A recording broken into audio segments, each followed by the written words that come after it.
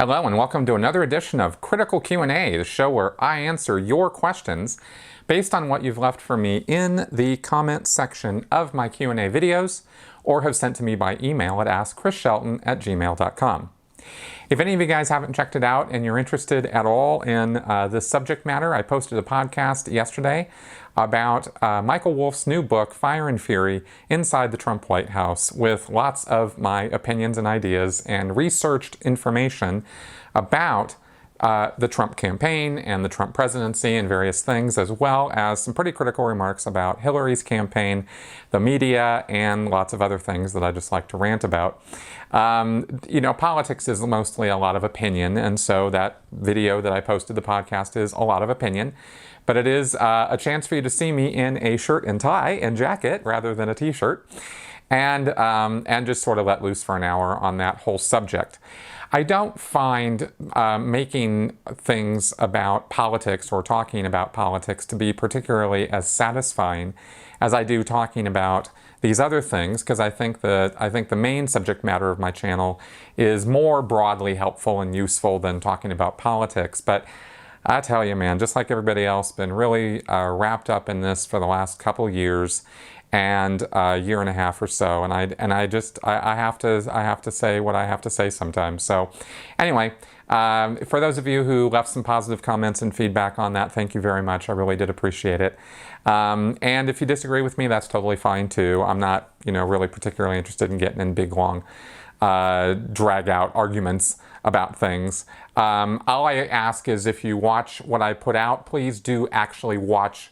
And if you're going to respond to what I say, then respond to what I said and not what you think I said, which in fact somebody else actually said that somehow I've triggered or something, because that happens. Anyway, so that all being said, let's go ahead and get on with your questions now. I'm sure what we're going to be doing this week is I actually went back and pulled some very old questions I've had in the queue for a while.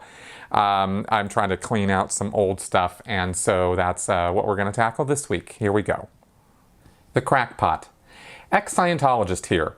I have a bit of a tinfoil hat theory that I would like to share. During my time as a Scientologist, I never made it to any advanced lectures like the Congresses, but from what I have studied, it seems like there are dozens of examples of missing audio scattered throughout many of his lectures. Do you think that there might have been an intentional purge of what the Church believes to be unfavorable statements or opinions from these lectures? It feels like a stretch, to be honest, since I'm sure in reality it was probably just cheap equipment. What do you think? Do you have any examples, perhaps even entire books and lectures, that the Church is trying to make everyone forget about? Thanks for indulging me. Well, this is one conspiracy theory that is actually 100% true. And it is a conspiracy of high-level, editors and David Miscavige and anybody else on the decision-making lines of Golden Era Productions, who decides what to put out of L. Ron Hubbard's written and spoken works. And they have definitely, I mean, without question, I know this for an absolute fact, have edited many of his lectures, have changed the way he sounded, have changed the content of the lectures and books extensively. In fact, there are people who have spent quite a bit of time documenting this. You can find some of this on the web. They were the things that were taken out, as far as I know, what I'm most familiar with, and I was actually made aware of this when I was still in the church, because there were some Scientologists who were KRing, who were writing knowledge reports about the fact that this was being done. And I actually had a conversation with the person who represented the Golden Era Productions at my management level about this, because I was concerned. I was like, what is this about editing Hubbard's lectures? And he was like, assured me, within the world of the Sea Org even, I was bringing this up, and he assured me, no, it's all according to Hubbard's instructions, and the people at Gold are good people, and they're not trying to detract from Scientology or take away anything vital and important from Hubbard's works. Well, that's true enough in the relative, value system of Scientology. I mean, the people at Gold are well-intentioned people. They're not trying to con other Scientologists or something. And it's only when you get up to the very, very top that you start getting into that kind of thing. But Hubbard, I'm sure, did leave instructions about this, and David Miscavige has certainly taken on the decision-making responsibility of cutting out whole swaths of stuff out of his lectures and out of his books. Things like references to black Dianetics, which was Hubbard's way of talking about, in the early days, altering Dianetics to make it worse or create bad or ill effects on people. Hubbard said that Dianetics was very powerful mental technology, which it's not, but he claimed that it was, and in order to add to the mystique of it, he created this idea of black Dianetics, where you would use Dianetics techniques harmfully in a premeditatedly harmful fashion. Okay, so he made references to some of that in his early lectures. There were also just commentary, questions and answers that would come up during lectures. Hubbard would get interrupted from time to time that were cut out. And references to people who have been declared now suppressive are taken out of the lectures, right? There were many, many places where Hubbard referred to Mary Sue, even had little conversations with her in the lecture. That stuff got taken out in some places. References to other family members or other notables of Scientology's history were taken out. So that kind of editing happened, right? Basically anything that would give Hubbard a bad rap, right? Also, racist type comments or references where Hubbard was talking about other ethnicities and in a derogatory fashion, right? And even the stuff that's still in there is pretty bad, but they took stuff out apparently that was like really bad. So anyway, that's what I know about that. As far as books or written material, there have been extensive edits and deletions from Hubbard's written materials. And yes, there have been books that have been sort of pushed aside, and we don't talk about those too much anymore.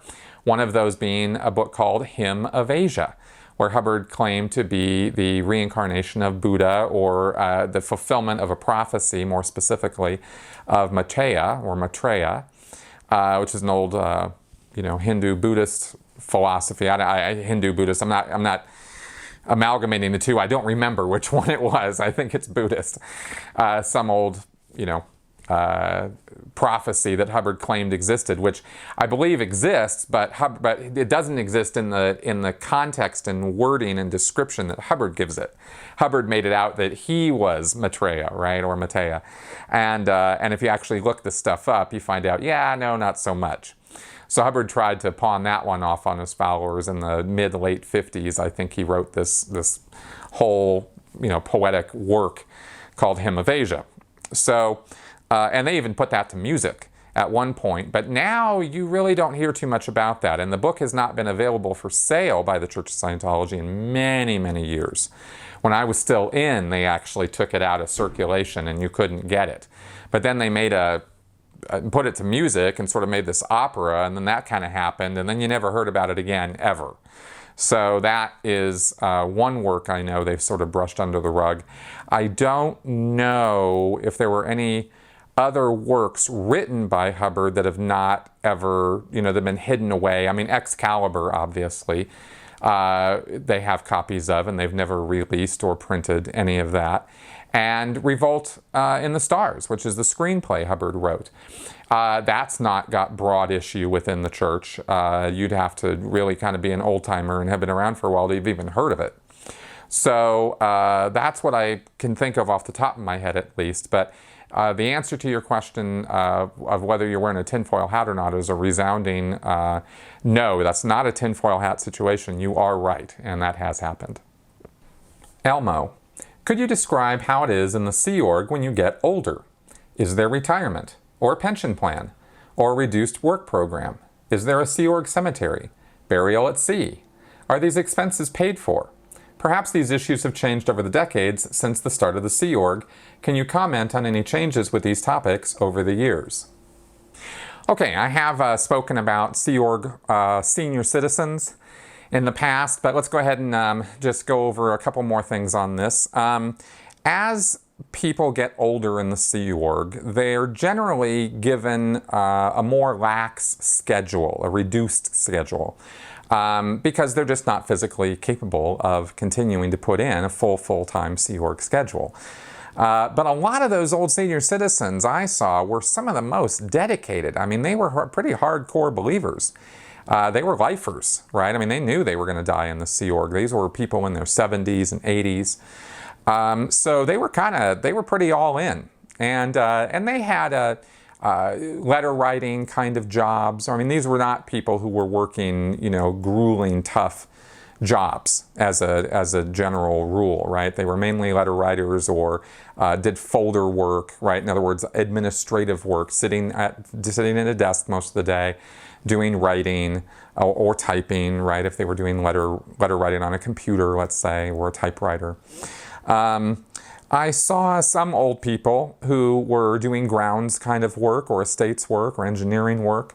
But it wasn't work that wasn't, that they weren't up to particularly. Although, of course, I say this that's in a broader sense, right? I mean, in a acute sense, there were instances where old people would be made to do, senior citizens would be made to do very strenuous work and not pleasant, not fun work. And of course, they, tired out, it didn't have, had bad things happen to them, and that absolutely happens in the Sea Org. It's not like, people who get to a certain age start living the life of Riley or something. Generally speaking, though, that reduced schedule starts happening because their bodies become, infirm and they get sicknesses and diseases and that sort of thing. Cancer comes along. And then you really don't see them much at all. Then they're getting treatment and they're hanging out in their room, right? And whether that's a dorm room or a private couple's room, depends on the person. But most senior citizens I've seen actually were single, which is kind of interesting. And let's see, beyond the reduced schedule, there are not a lot of, they get taken care of, but it's a very low quality of life, right? They, like a reduced schedule might be that they get up in the morning and then they work a full day, but then they go after dinner, they're done. Right? They secure and they go up to their room and they hang out, and generally they read or, I never saw any of them watching TV or something, because generally TVs were pretty frowned upon.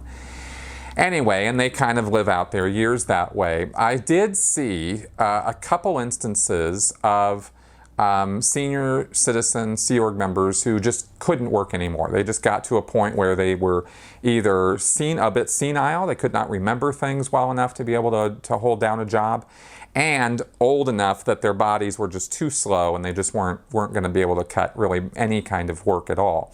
And they were put in senior citizen living, assisted living situations, and those, I believe that was paid for by the Sea Org, but I could be wrong about that. I just sort of assumed that at the time. I can't say for sure that was actually the case. It could have been that the person's pension or Social Security or whatever was used to pay for that. But I did see that happen in a couple instances.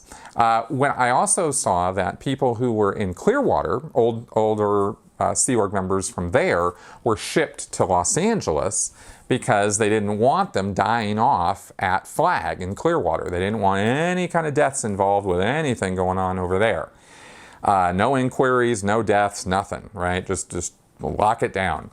So they'll ship them off to some other place, or they'll ship them out of the Sea Org entirely and stick them with a family or something like that. I never saw an instance where a senior citizen was kicked to the curb without being taken care of in some fashion or another. But I didn't have a lot of experience with it either. I'd say that very well could have occurred. The ones I saw were pretty much taken care of, and I only saw a couple instances of this. So no, there's no pension plan in the Sea Org or retirement program, and there isn't any formal burial at sea or anything like that. I think they pretty much leave it to the people's families to deal with funeral arrangements or anything like that once a person dies. If the person is a working Sea Org member and they die abruptly or whatever, then yeah, sure, the Sea Org's going to deal with that however they deal with it. I was never involved in the details of that, so I can't really speak to them.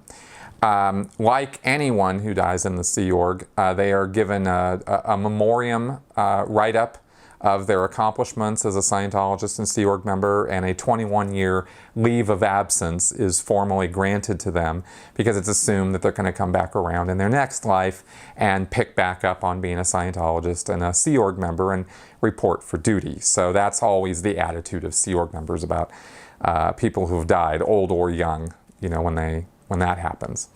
And I guess that's about all I can really say about that. I don't have any salacious details about, you know, elder abuse or something, because I didn't really come across that in the years that I was in the Sea Org. I saw what I saw. I definitely did see, actually I should say, I definitely did see a couple people very abusive toward elderly people, but they were people who were abusive toward everyone. So it wasn't like they were singling out the elder for their, you know, to whet their appetites on them. They were assholes to everybody. And that was just a couple people. Most people that I knew in the Sea Org were very compassionate and caring towards senior citizens and went out of their way to try to help them, give them the time off that they needed to, you know, for their reduced schedule or whatever, and they didn't begrudge them that. Very, very rarely did I run into anything like that while I was in. Vendace. In the infamous Stephen Fishman deposition video, Fishman talks about being told by his auditor, as a part of his whole track handling, to seek out a woman who had poisoned him in a previous life. Confronting her reduced the charge of the incident. I know Fishman was an expert con man and was just pretending to be a Scientologist. However, I wonder if auditors ever actually tell pre-clears, as a part of their processing, to seek out people, objects, or places they think they knew in a previous life. I know Hubbard allegedly believed he had buried treasures in Mediterranean locations in his previous lives and was now trying to find them. Was he serious, or was he just trying to impress his followers? Okay, this is actually a good question. I never encountered any auditor anywhere under any circumstances who advised his pre-clear to go find in the real world old people that people that he thought he had known before, or go to places where the person had been in a past life. Never heard or saw anything like that. There is an auditing action called the PTS rundown, which is supposed to address PTS situations, potential trouble source situations, in other words, a connection to a suppressive person from past lives. Okay? The idea being that maybe the suppressive person who is on your case now, let's say it's your boss, right, Joe, the idea is that maybe you knew Joe or someone a lot like Joe in a past life. Okay, and I believe the actual technical thing was that you actually knew that guy before. Right? But that was all within the four walls of the auditing room. There was never any idea of going and finding Joe and telling him, I knew you in a past life, you dirty dog, and you ruined my life then, and you're ruining my life now, and none of that ever happens in Scientology, okay?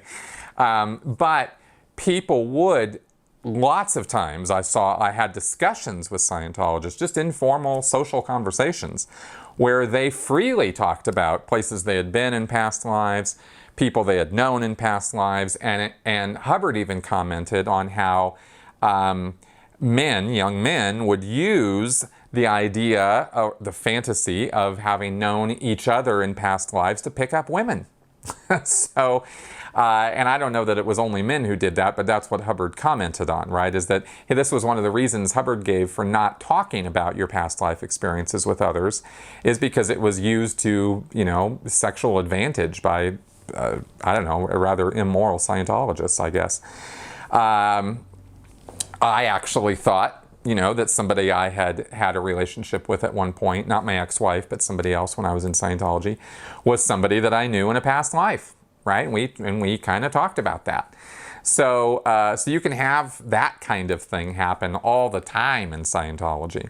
But that's different from it being advised that you do that from, instructions from your auditor or something like that. And yeah, you're absolutely right. Hubbard did go around in the Mediterranean looking for buried treasures. He directed people to go dig up the treasures, or the supposed treasures, in certain places where he directed them to. He didn't go personally do it. He sent his missionaries out to go do it, his little Sea Org people. And they never found anything. They found things that kind of resembled or sort of looked like what Hubbard described would be there. There will be a tower and a tree, and there will be a pit or something, however Hubbard described it. They would go and look in the general area where Hubbard had said that this was the case, and they would try to find something that looked like this, and then they would start digging, looking for where Hubbard said the treasure was, and they never found any. So if Hubbard was just putting them on, that was a pretty poor strategy, because everybody connected with that just sort of thought less of Hubbard as a result, because they didn't find anything.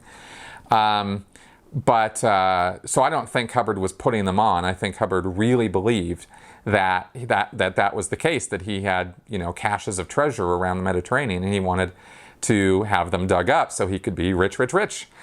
And that was a total failure on his part.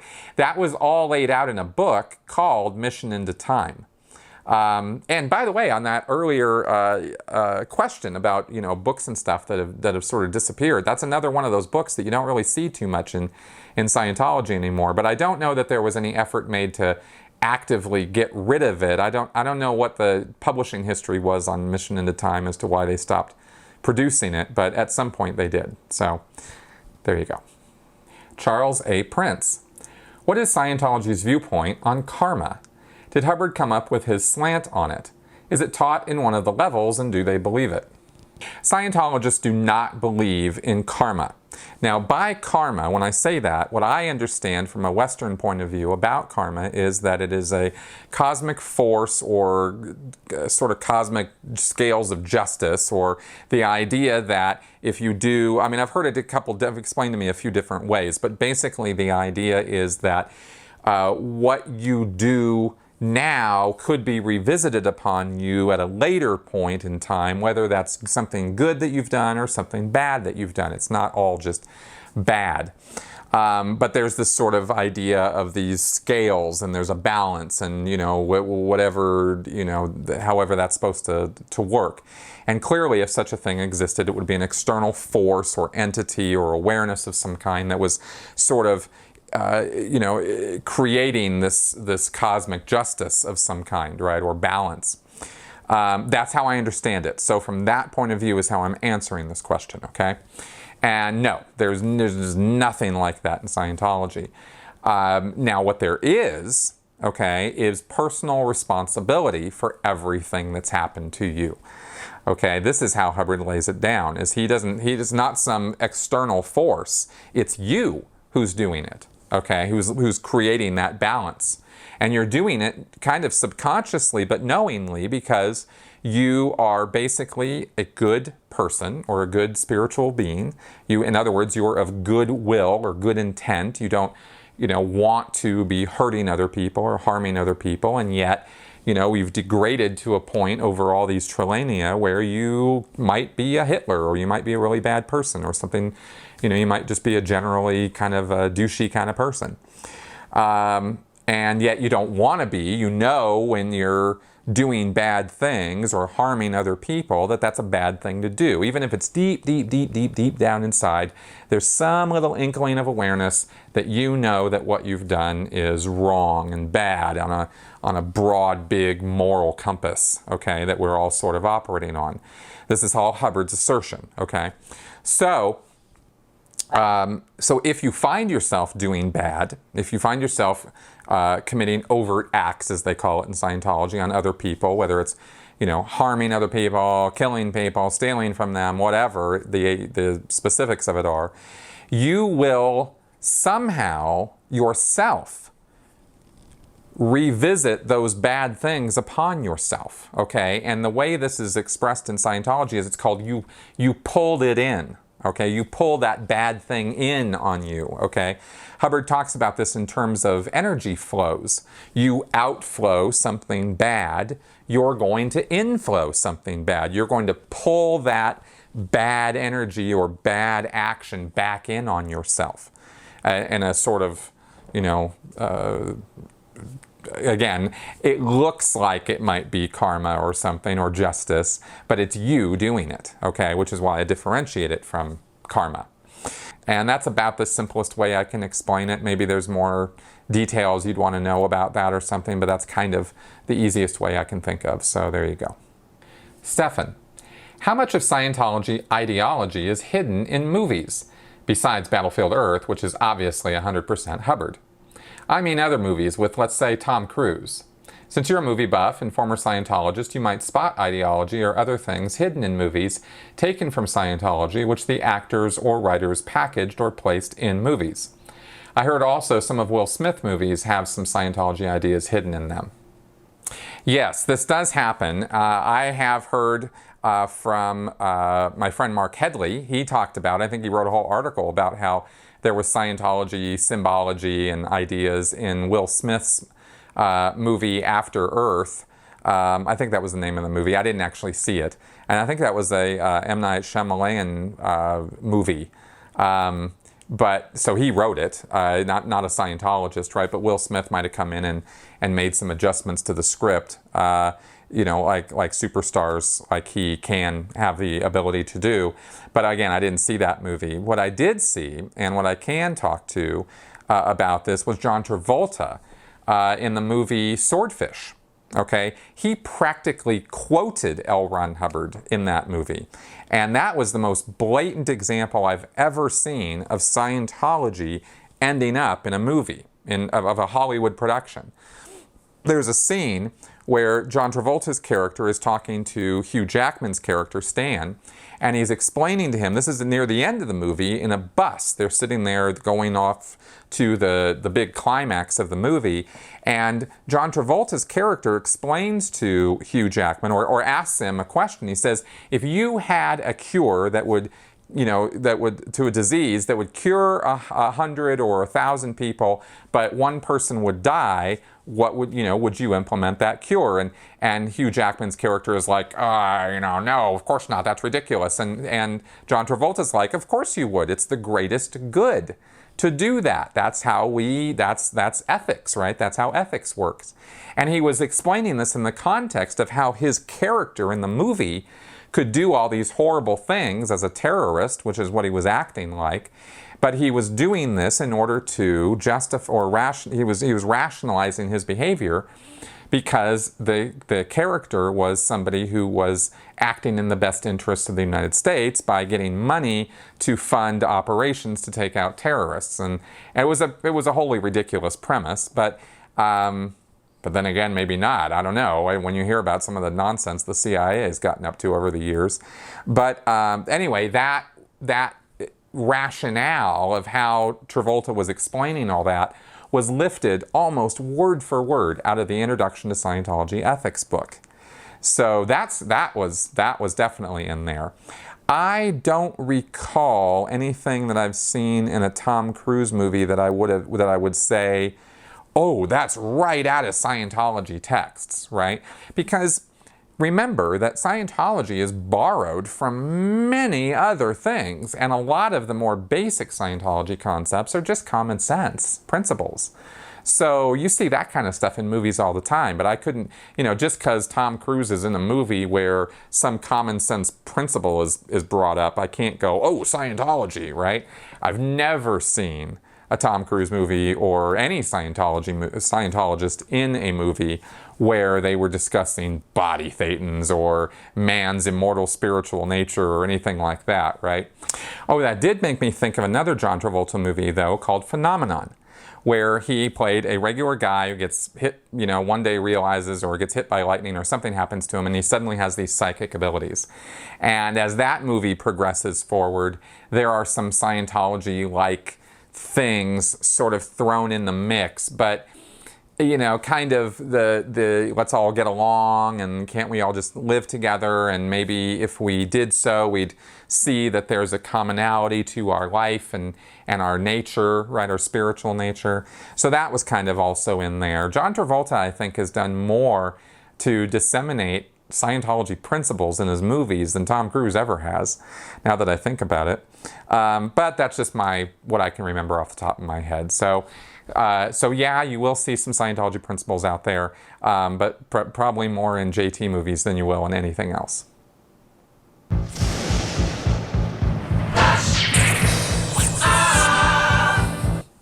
It is time for Flash Answers. Mr. Marathon 1989. Will the IRS revoke tax exemption? Yes or no? I say no. Maybe things will change. Maybe there's something happening that I don't know anything about right now, but given everything that I personally know and the circumstances required in order to get that revoked, I say no. Rafaela Hospin. Are the Seventh Day Adventists a cult? My conditional answer is no, that it is not a cult. Or rather, it's not a destructive cult, which is what I think you're actually asking me. I mean, every religion is a cult if you strictly use dictionary definitions. But Seventh-day Adventists are the group that are actually all about religious freedom. They have actually put good money and effort into advocating for separation of church and state and advocating for religious freedom. And that pretty much right there makes them not a destructive cult, right? I didn't find in my admittedly quick review of what the Seventh-day Adventists are and how they behave, I did not see that it was part of their dogma or part of their structure to behave in an overtly abusive fashion toward their members, and I did not see a cult relationship between the leadership of that group and the members of that group. So conditionally, unless there's other information I don't have, I would say no. Continuing self-education. I am Jewish and am often called paranoid by my friends, but I get suspicious when I observe things that I think might be anti-Semitic references. I am referring to the two main Scientology symbols, the 8-pointed cross and the S with the 2 triangles. Subliminally, and perhaps not so subliminally, I look at the 8-pointed cross and see a Christian crucifix with an X over the top of it. Do you think that LRH's 8 dynamics, which this cross is meant to symbolize, was an invented narrative that came after his symbol was created, or copied from Aleister Crowley as a very private joke for himself? In other words, could this be a way for him to symbolize a negation of Christianity? I have heard LRH make comments that show that he did not like Jesus or Christianity, but do you think this was an outward but purposely unexplained expression of that hatred? Could this symbol be a subliminal way for him to nullify a Scientologist belief in Christianity? Perhaps this next question shows where my Jewish paranoia really kicks in. When I look at the other common symbol that Scientology uses, the S with the 2 triangles, I see a Star of David that has been taken apart with a snake crawling through it. I have always thought that the font that is used for the word Scientology had a very sinister element to it, but I wonder if it was chosen so that the initial S looked like a creepy snake, subliminally if not consciously. The reason why this could be important is that many anti-Semitic writers and commentators have referred to Jews collectively as a snake, with the head being the allegedly evil rabbis and Zionists who desire to take over the world, and the body of the snake being the rest of the Jewish population. The dismantling of the Star of David into 2 plain triangles could be LRH's secret desire for Scientology to wrest this fictitious control from the Jewish people and their supposedly evil conspiracy. So I am wondering, did you ever hear or read any anti-Semitic comments from LRH? If you can comment on any of this, I would be very interested. Okay, not to be too brush off or whatever, but yeah, you're definitely being paranoid, dude. I never heard L. Ron Hubbard utter one word that I would say was anti-Semitic. I mean, not once. I mean, yeah, sure, he was down on Christ, but he said Christ was an implant. He wasn't down on the Jewish people or making it out to be some kind of Jewish conspiracy. The idea that Christ was an implant is something Hubbard was blaming on a space civilization that existed trillions of years ago. So that had nothing to do whatsoever with the Jewish people. And even in the deepest of Hubbard's conspiracy theories, where he talked about the 12 bankers taking over the world and using psychiatry and all of that, that did not have any anti-Semitic sort of taste to it or attitude to it of any kind. I never saw anything like that in Scientology. So I really think you are reading way too much into the symbology of Scientology.